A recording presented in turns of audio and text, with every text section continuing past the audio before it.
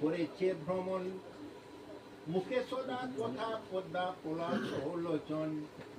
প্রখর রুদ্র তাপ উদিল গগনে, তখনও কহেন ধ্রুব নাহি বাকি পার প্রাণী। যখন দ্বিপ্রহর হয়ে গেল, খুব রৌদ্রের প্রখর ধূপ, আর ধূপ বলছে আর মনে হয় আমি প্রাণে আর বাঁচবো না, আর অসহ্য করতে পারছে না, ক্ষুধা তৃষ্ণা, এইদিকে রৌদ্রের তাপ, আর উনি বরদাস্ত করতে পারছে। কালী হইতে স্তন্য দুগ্ধ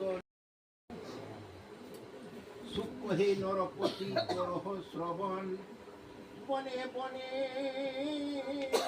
কান্দে ভ্রমে ধ্রুব মহাতম, অন্তরে চিন্তিয়ে পদ্মা পলাশ লোচনে, ঘন ঘন প্রভু নাম ধ্রুবের বদনে, দেখিতে দেখিতে বেলা হয় অতিশয়,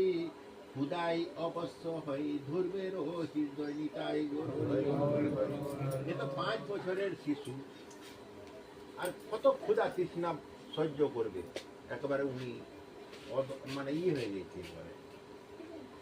অধৈর্য হয়ে গেছে ক্ষুধায় তৃষ্ণায়, তবু কিন্তু